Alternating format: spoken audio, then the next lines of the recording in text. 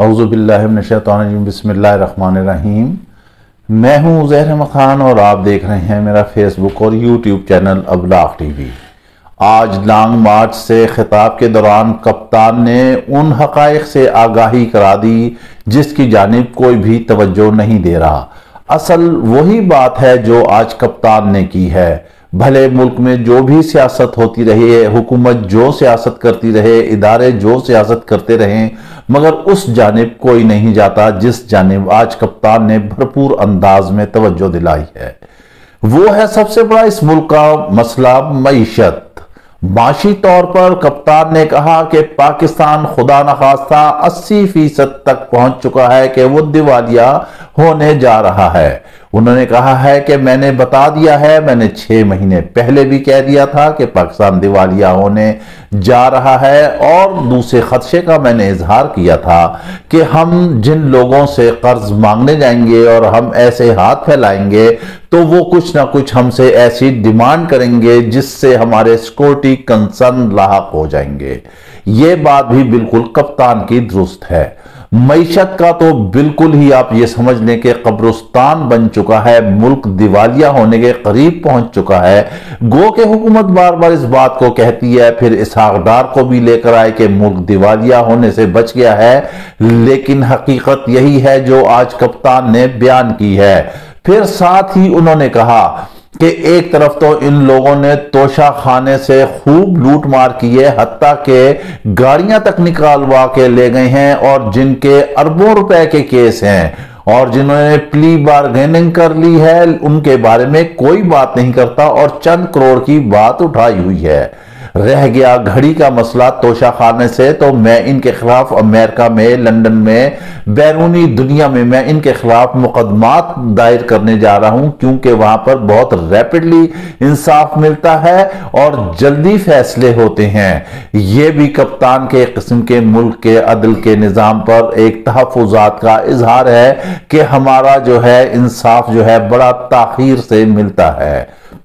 انہوں نے کہا کہ یہاں پر اربوں خربوں کھا گئے ہیں اور خربوں روپے کے ایون فیلڈ کے فلیٹس ہیں، لیکن ان کے بارے میں کوئی بات نہیں کرتا۔ یہ گاڑیاں لے گئے نکلوا کے، زرداری، گیلانی، سارے نواز شریف، شہباز شریف، مگر ان کے بارے میں کوئی پوچھ گچھ نہیں۔ میں یہ کہتا ہوں کہ پچھلے 70 سالوں سے سارا ریکارڈ فراہم کر دیا جائے کہ توشہ خانہ سے کون کون کس طرح مستفید ہوا ہے۔ دیکھیں، یہ ایک ایسی گنگا ہے جس سے ہر کوئی مستفید ہوا ہے، اور یہ کپتان کا مطالبہ بالکل حق بجانب ہے کہ چیزیں سامنے آنی چاہیے۔ جس نے جتنا کھایا ہے اس کو وہ ادائیگی کرنا پڑے گی اور کرنا ہی چاہیے۔ پھر عمران خان یہ کہتے ہیں کہ میں آپ کو یہ بھی بتاؤں گا، یہ جو میڈیا ہاؤسز ہیں جو بنے ہوئے ہیں، یہ میڈیا ہاؤسز بلیک میلنگ کرتے ہیں اور یہ ایک خاص ایجنڈے پر کام کرتے ہیں اور یہ اپنے ڈیزائر قسم کی خبریں لگاتے ہیں۔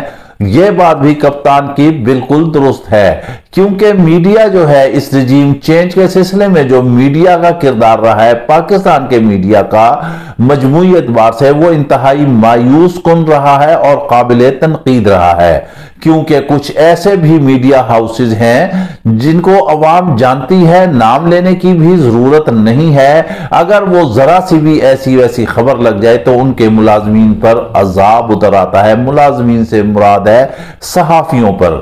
وہ کھل کر بول نہیں سکتے، وہ کھل کر لکھ نہیں سکتے، وہ کھل کر خبر نہیں دے سکتے، وہ کھل کر تجزیہ نہیں بیان کر سکتے، وہ کھل کر تجزیہ نہیں لکھ سکتے، وہ کھل کر آرٹیکل نہیں لکھ سکتے، وہ کھل کر کسی کے بارے میں رائے نہیں دے سکتے، وہ کھل کر کسی کے حوالے سے خبر نہیں دے سکتے، کیونکہ ان کا روزگار ہی محفوظ نہیں ہوتا۔ اور نون لیگ ایسا مینوپلیٹ کرتی ہے میڈیا کو، یہ لوگ جو کپتان نے کہا کہ میڈیا ہاؤس بلیک میل کرتے ہیں، ان صحافیوں کو تحت تیغ کر دیا جاتا ہے، انہیں ملازمت سے برخاست کر دیا جاتا ہے، انہیں نوکریوں سے نکال دیا جاتا ہے، ان کا نان نفقہ بند کر دیا جاتا ہے، انہیں فاقوں پر مجبور کر دیا جاتا ہے، ان کی زندگیوں کو خطرات لاحق ہو جاتے ہیں، وہ موت کے منہ میں چلے جاتے ہیں، وہ موت کو گلے لگا لیتے ہیں۔ جو آواز اٹھاتا ہے، جو سچ بولتا ہے، اس کو مشکلات کا سامنا کرنا پڑتا ہے اور وہ بیچارہ قسمہ پرسی کی زندگی گزارتے ہوئے یا تو اس دنیا سے ہی چلا جاتا ہے یا اس کو پھر کہیں نہ کہیں کسی نہ کسی صورت میں قتل کر دیا جاتا ہے، اور اس میں یہ سارے کچھ ملی بھگت ہے۔ اب جو کپتان نے یہ بیڑا اٹھایا ہے کہ کچھ میڈیا ہاؤسز، بالکل ایسے میڈیا ہاؤسز یہاں پاکستان میں موجود ہیں جو باقاعدہ ایک خاص ایجنڈے کے تحت کام کرتے ہیں، جن کا مقصد حقائق کی خبریں نہیں دینا ہے، ان کا توجہ صرف مال بٹورنا، اشتہارات لینا، اپنے مفادات لینا، اپنے ٹھیکے لینا، اپنے کاروباروں کو شیلٹر دینا، اور یہ ہے میڈیا کا مقصد۔ لیکن اصل میڈیا کا مقصد جو ہے وہ فوت ہو جاتا ہے۔ ہم نے پہلے بھی غالباً ایک ویلاگ میں کہا تھا کہ جس وقت مشرف نے چینلز بنانے کی پاکستان میں اجازت دی، اس وقت یہ کچھ آوازیں اٹھی تھیں لیکن ان پر عمل نہیں کیا گیا۔ اب کپتان حکومت میں آتا ہے تو کم از کم وہ ایسا قانون بنائے اور اس طرح کا فیصلہ کرے کہ جو بھی میڈیا ہاؤس ہے، اگر کسی کے پاس پرنٹ میڈیا کا، اخبار کا ڈیکلریشن ہے تو اس کو الیکٹرانک میڈیا کا لائسنس نہ دیا جائے اور اس کا الیکٹرانک میڈیا کا لائسنس منسوخ کر دیا جائے، یا اخبار کا ڈیکلریشن منسوخ کر دیا جائے، کسی اور کو دے دیا جائے۔ یعنی کہ ایک ایسا شخص جس کے پاس الیکٹرانک اور پرنٹ میڈیا بھی موجود ہو، اس میں سے وہ ایک رکھنے کا مجاز ہو۔ دونوں چیزیں نہیں ہونا چاہیے، کیونکہ اگر وہ ایک خبر ٹی وی پر چلاتا ہے تو دوسری خبر وہ اخبار میں دیتا ہے، جو اخبار میں خبر دیتا ہے وہ ٹی وی میں نہیں دیتا، جو ٹی وی میں دیتا ہے وہ اخبار میں نہیں دیتا۔ علیحدہ علیحدہ موٹیوز ہوتے ہیں، پھر ان کے ایڈیشن چھپتے ہیں، اس ایڈیشن میں یہ اپنی منشا کے مطابق سرخیاں اور خبریں جماتے ہیں کہ کس علاقے میں کون سا اخبار جانا ہے اور وہاں کس طرح کی خبر کو ہائی لائٹ کیا جائے۔ اس طرح سے کپتان کی بات سے ہم 100% ایگری کرتے ہیں کہ یہ جو ہے بلیک میلنگ کے ہاؤس ہیں، یہ میڈیا ہاؤس نہیں، یہ صحافت کے ہاؤس نہیں، یہ صحافت کے نام پر دھبے ہیں، یہ داغ ہیں، کیونکہ پرنٹ بھی ان کے پاس ہے، الیکٹرانک بھی ان کے پاس ہے، تو یہ جو ہے ناخدا بن بیٹھے ہیں، زمین پر بونے ناخدا بن بیٹھے ہیں، ملازمین کو، صحافیوں کو بھی بلیک میل کرتے ہیں، حکومتوں کو بھی بلیک میل کرتے ہیں، لیکن ان کے خزانے اپنے دیکھیں، ان کے اکاؤنٹس اپنے دیکھیں تو اربوں خربوں پر بنے ہوئے ہیں، ان کی عمارات، ان کے دیگر بزنسز دیکھے جائیں تو انسان حیران اور پریشان رہ جاتا ہے، کیا سیاستدان ہوں گے یا کیا کسی کے پاس دولت ہوگی جو ان کے پاس ہے۔ لہذا ایسا قانون بنانا انتہائی ضروری ہے کہ پرنٹ میڈیا اور الیکٹرانک میڈیا کمبائنڈ کسی ایک کے پاس نہیں ہونا چاہیے، ہر ایک کے پاس علیحدہ علیحدہ ہونا چاہیے۔ جو پرنٹ میڈیا والا ہے وہ الیکٹرانک میڈیا والا نہ ہو، اور جو الیکٹرانک میڈیا والا ہے وہ پرنٹ میڈیا والا نہ ہو، پھر شاید کچھ نہ کچھ حالات درست ہو سکیں۔ اس لحاظ سے کپتان کی لائن اینڈ لینتھ بالکل درست ہے قطعی طور پر۔ کپتان نے کہا ہے کہ میں ان سب کے چہرے جو ہے وہ سامنے لے کر آؤں گا۔ کپتان جتنا اس وقت اگریسو ہے اور جیسے وہ بولنگ کرا رہا ہے، جس طرح وہ کریز پر جمع ہوا ہے، وہ لگ رہا ہے کہ آنے والے وقت میں جو ہے وہی اس ملک کی باغ دوڑ سنبھالے گا، کیونکہ 26 سال سے کپتان نے صرف ایک ہی سبق دیا ہے اور وہ کہتا ہے کہ کرپشن ملک میں نہیں ہونی چاہیے۔ ہر آدمی اس پر رضامند ہے، لیکن المیہ یہ ہے کہ رجیم چینج کی صورت میں کرپٹ مافیا کا جو ہے وہ تحفظ مل گیا ہے۔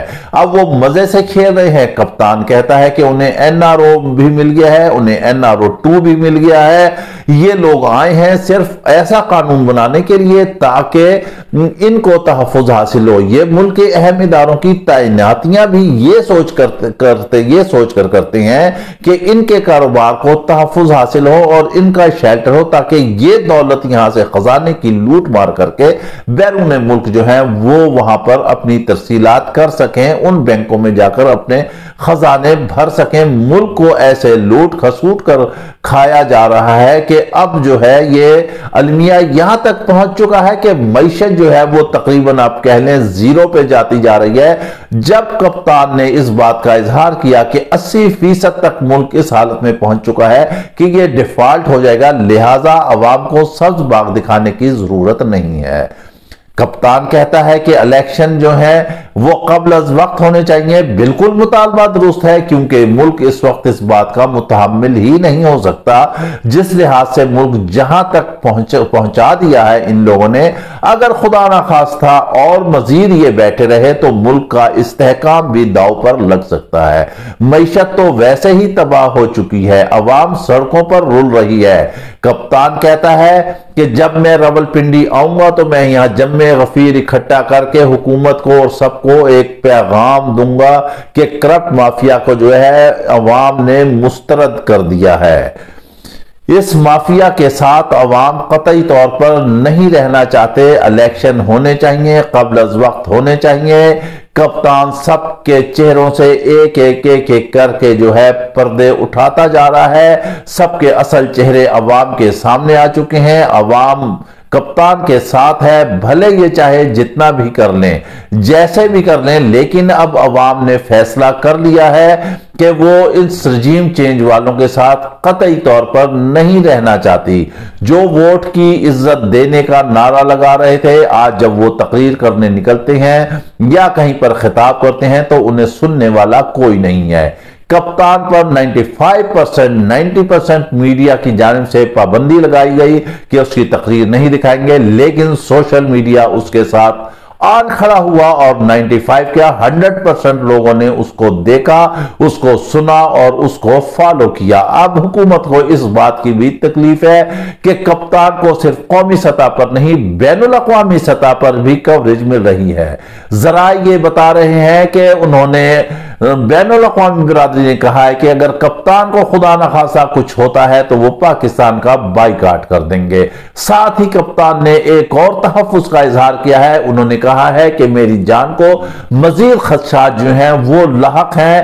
یہ لوگ کہتے ہیں کہ اس کپتان کو راستے سے ہٹا دیا جائے، اس کو ختم کر دیا جائے، اس کو ایلیمنیٹ کر دیا جائے، اس کو مار دیا جائے۔ انہوں نے کہا کہ میں آخری سانس تک اس کرپٹ مافیا کے خلاف لڑوں گا، چاہے جو کچھ ہو جائے، میری جان چلی جائے، جو بھی ہو جائے، لیکن میں ان سے کوئی سمجھوتا نہیں کروں گا۔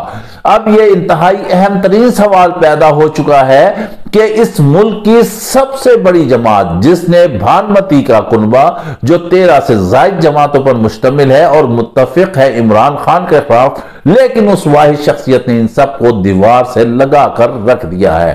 لہٰذا یہ انتہا تک پہنچ چکے ہیں اور کپتان بار بار تحفظ کا اظہار کر رہا ہے، لیکن ہم آپ کو بتاتے ہیں کہ مارنے والے سے بچانے والا بڑا کارساز ہوتا ہے۔ جس نے بھی حملہ کیا، یہاں ہم کسی کو مورد الزام نہیں ٹھہراتے، وقت بتائے گا، تحقیقات بتائیں گی، اگر شفاف ہوئی کہ کس نے عمران خان پر حملہ کیا تھا اور دو طرف سے ہوا تھا، کون کون اس سے ملوث تھا۔ لیکن شاید کپتان کہتا ہے کہ اللہ تعالیٰ نے مجھے اس لیے بچایا تاکہ میں اس کرپٹ مافیا سے نپٹ سکوں۔ بھلے دنیا زور لگا دے، اگر اس کی زندگی قائم ہے اور اللہ تعالیٰ کپتان سے کوئی کام لینا چاہتا ہے تو اس کا کوئی بال بیکا بھی نہیں کر سکتا۔ عوام نے فیصلہ سنا دیا ہے، چاہے جو بھی ہو جائے، جو بھی تبدیلیاں آ جائیں، جو بھی تعینات ہو جائے، لیکن عوام کی عدالت بہت بڑی ہے، اس کا فیصلہ جو ہے وہ سب کے اوپر حاوی ہے۔